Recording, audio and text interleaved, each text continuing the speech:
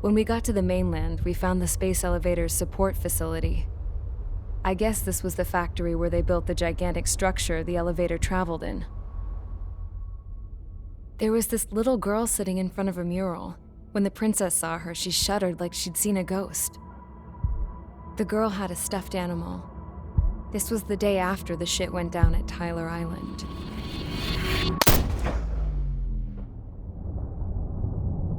She walked right up to the princess, took her hand, and led her into the factory. One thing's for sure, they knew each other.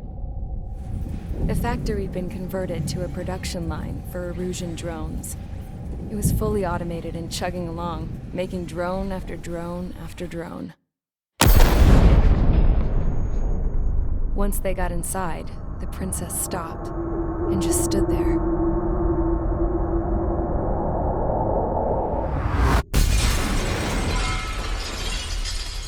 Another girl was there with a man in a lab coat.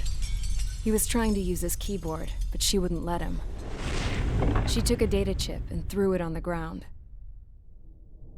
Then she walked over to us and took the gun from the prison guard's holster. She pulled the trigger and destroyed the chip.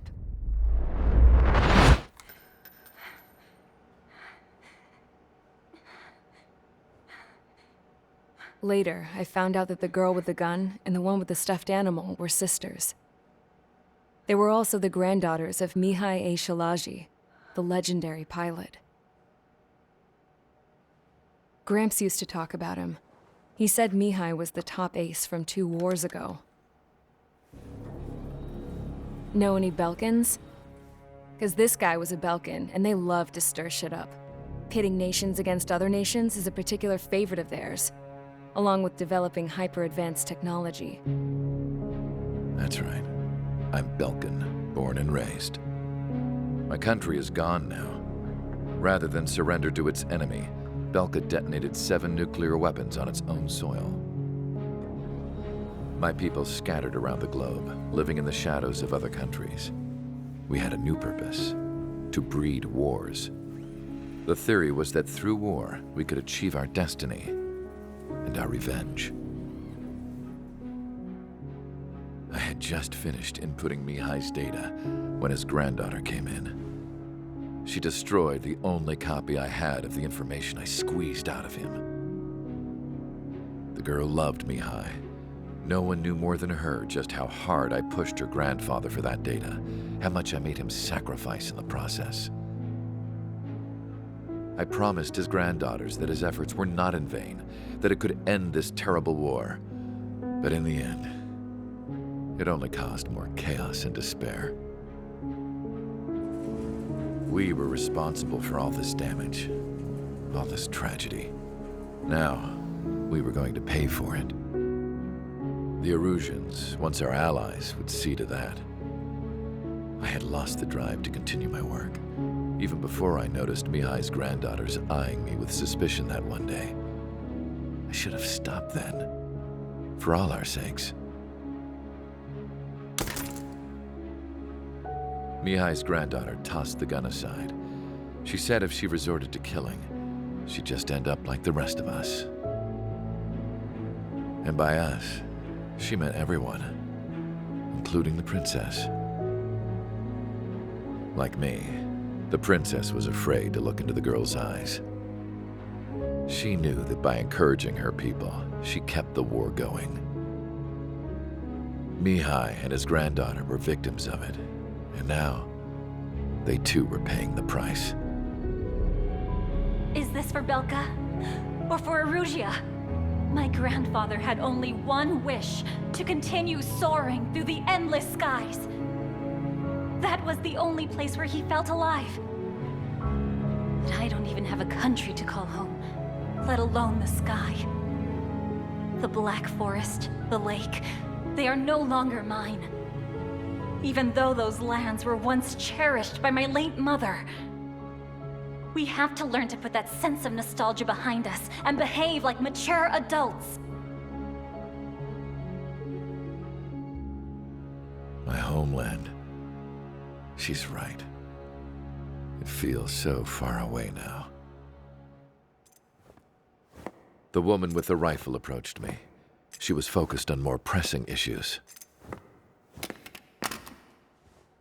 I checked the computer. All of the data on the legendary Ace had already been installed.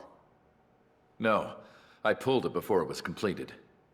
However, there are 2 aircraft that are already scheduled to be manufactured based on that data. We must destroy the factory.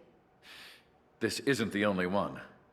There are more facilities just like it, and the 2 planes containing the data will be manufactured at one of those facilities. So, this place runs on solar power that the space elevator generates, right? How about the others? We can destroy the space elevator and cut the power to them. First things first, let's take this one out. I'll show you which locations to target.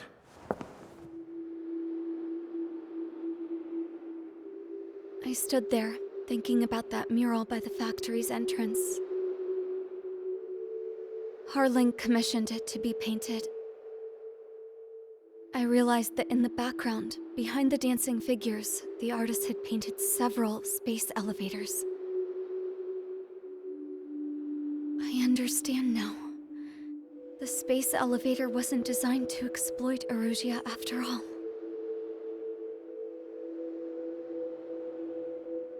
Good. And afterwards, we'll bring down the space elevator itself. No matter why it was built, right now, it's the root of this chaos. I wonder Yes? which path you would choose when looking at Harling's mirror.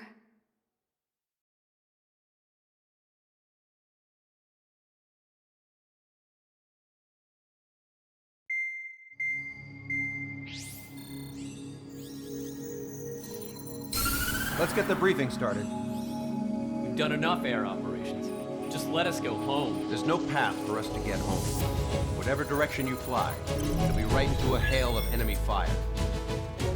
Earlier, we received a communication via the partially restored General Network. Here is what it contained. Apparently, the Erusian radicals have gathered around the space elevator, as it's a source of energy. Give the warmongers a powerful energy source, and you give them the luxury to keep on fighting.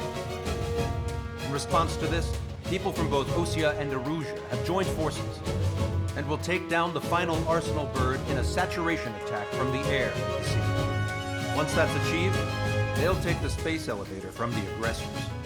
Has the source been verified? It could be fake. I hear you. Take a look at what's written at the end. Hey, dumbass. If you want to bring the world back from the brink, go to the lighthouse and see the future. Dumbass? Sounds familiar.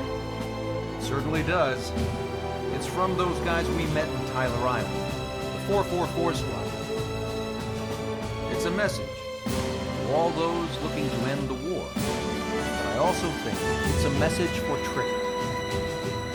Guess we'll do what it says. Okay. Well then, I'm thinking we go roast that damn bird. Looks like we're all on the same page. It's time to end this war. Time to fly, guys. Let's go get that arsenal.